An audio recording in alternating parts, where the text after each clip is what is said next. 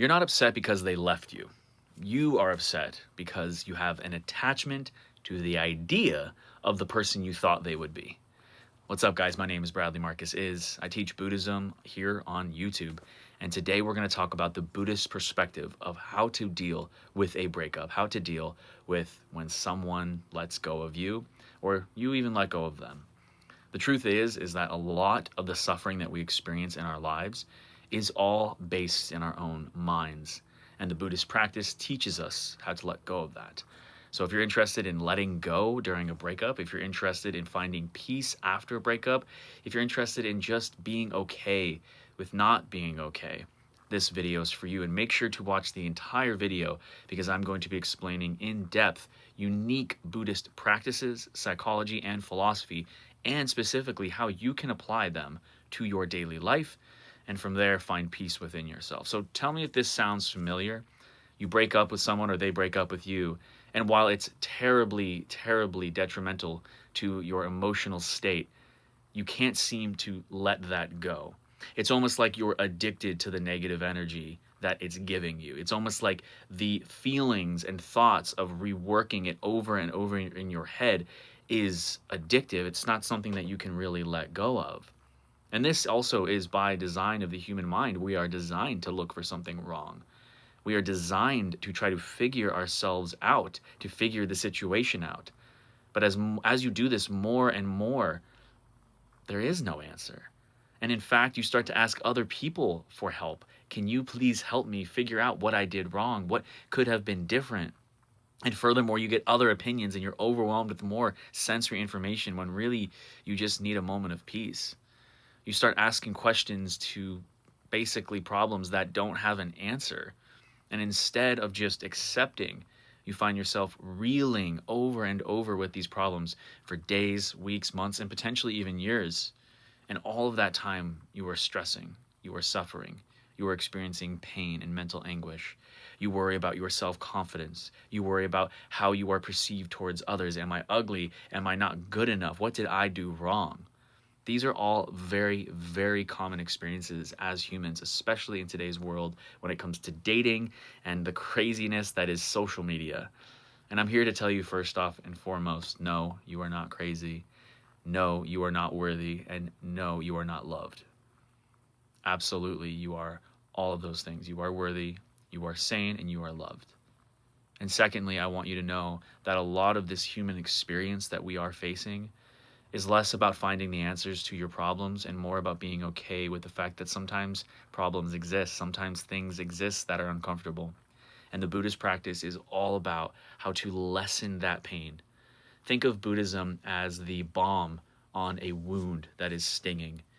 It doesn't get rid of that wound, but it makes it more easy to accept. It makes it more, or less painful, I should say. So, how can we use Buddhist psychology and apply it to specifically a breakup? Well, the first thing you should always keep in mind is what is known as the second noble truth. The second noble truth in Buddhism states that all of our suffering comes from one thing: attachment. This is the most important thing that you should remember if you can about Buddhist practice, and it applies to literally every problem in your life. But in today's video, we're talking about breakups. So, what do I mean by attachment and how does it apply to a breakup? Well, more often than not, we create people to be certain ways in our minds, and we hope that they will match to those ideas that we hold. Now, in some cases, when we're fortunate, we find the right person. And when we usually find that right person and they do hold up and maybe even exceed our expectations, we may find ourselves with those people for the rest of our lives if we're lucky and all things pan out. However, there are other times where we create ideas of people and then we attach to them. And then we get upset when those ideas are not met, and then that attachment further leads to that suffering. So what do I mean by attachment leads to suffering? Well, let's put it like this. If you had an ice cream cone and you were eating that ice cream cone and that ice cream cone fell on the floor, you have two ways to go about that experience. Number one, be very upset that that ice cream cone is now gone, it is on the ground, you are unable to eat it. Or number two, accept that that ice cream cone is on the floor.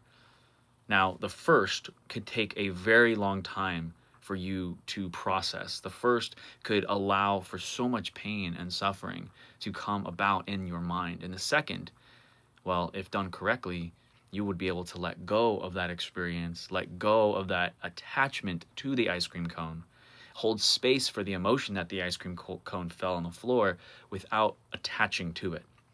We can apply this to any situation in our lives, especially a breakup.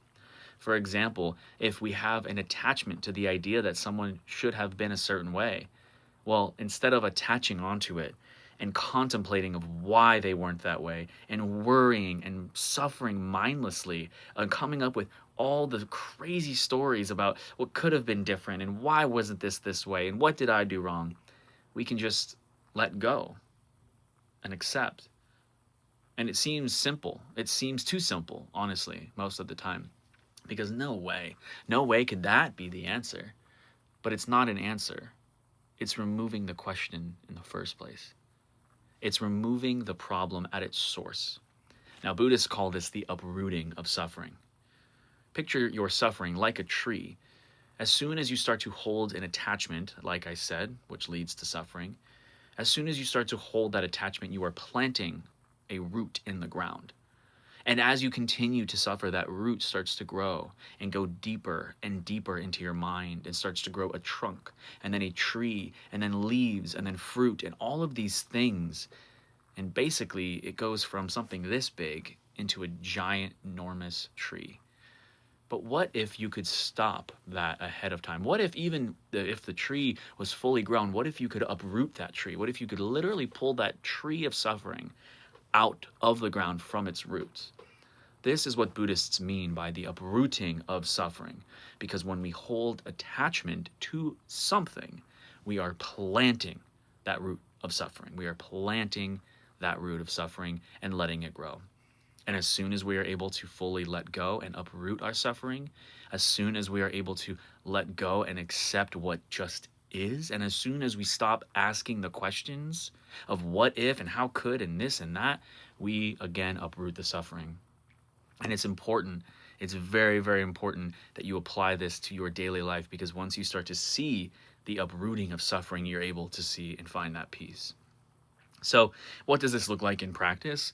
Well, for one, meditation is going to become a very big part of this practice. And the reason meditation is so important is because it allows you to hold space for your emotions before becoming attached to them. So again, dealing with a breakup, very difficult thing, can be very painful at times. But our suffering will determine on how we react to that pain. So if the pain shows itself and we start to feel sadness that that person is no longer with us, instead of trying to contemplate all of the ways we could get them back, instead of trying to ask all of the questions of why they're no longer here, we can simply just hold space for that emotion. Simply recognize that that emotion is there. And simply look at it and observe it and honor it. Honor that it is there, that it affects how you feel. Honor that it is real. Do not numb yourself. Do not look away from it. And just hold space for it. Just like you would hold space for a friend who is opening up about a problem in their lives. You listen to it. You recognize it. You let it come and you let it go. You let it come and you let it go. As all things do, another teaching in Buddhism for another time. But holding space for that is incredibly important. It's very difficult to do that if you are not meditating consistently. Now, if you've watched some of my previous videos, you'll remember what I say about meditation. Meditation is working out for the mind. It is lifting weights, but for the mind. And what do I mean by that? Well, when we go about in our daily lives, there are a lot of things happening, a lot of sensations, a lot of different things happening. So, for example, if we go through a breakup, there's pain coming in, there's sadness coming in, there's grief coming in, there could potentially even be anger coming in. There could just be acknowledgement coming in. And all of these sensations appear in our field of awareness can at once or a multitude of times and passing and coming, and it can feel almost like a firing squad just coming at you with emotions. Well, if you're not meditating consistently, then each one of those emotions, each one of those bullets, so to speak, coming into your awareness, you attach to. and you try attach to, and you attach to, and you try to figure out the answer to, and you try to figure out the answer to. But what if there was no answer? What if they were just emotions? What if they just were passing moments of existence? What if they just were temporary, but you holding on to them is what's keeping them around? You holding on to them, you attaching to them is what creates that suffering. So meditation allows us to strengthen the mind and recognize in the moment, pay attention and acknowledge in the moment that those things themselves are simply passing. They are simply just another emotion in this field of awareness that is. And that's basically what meditation allows you to do, because when you begin to meditate, when you sit down on a meditation cushion and close your eyes and just focus on your breath, thoughts and feelings come into the field of awareness naturally on their own, except now we're in a controlled environment. Just like an athlete trains in the gym before a big game, we are training in the gym of our minds. We are training in a controlled environment in our own space, in our own time, and focusing on the breath. And every time we return back to the breath, every time we recognize there's an emotion here and I come back to my breath, and there's a feeling here and I come back to my breath, we are basically doing one rep at the gym. We are lifting that weight one time.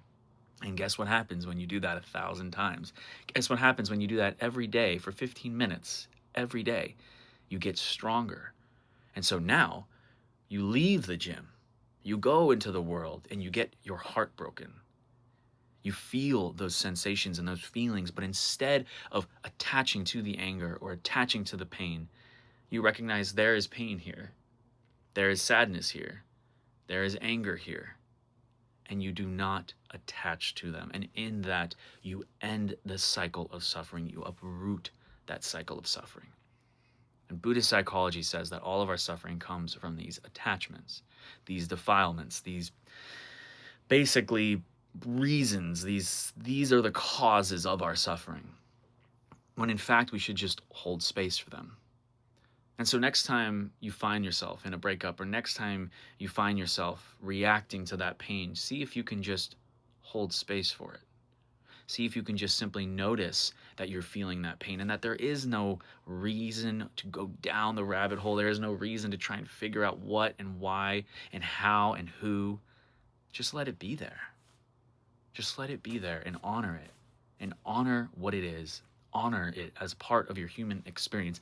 Honor it as a negative feeling that makes all the good feelings that much sweeter, that much better. And if you can do that, if you can hold space for your emotions, you will be leaps and bounds beyond your previous self, beyond others. You'll be able to hold space for being a human, for going through that breakup, and hold space for yourself.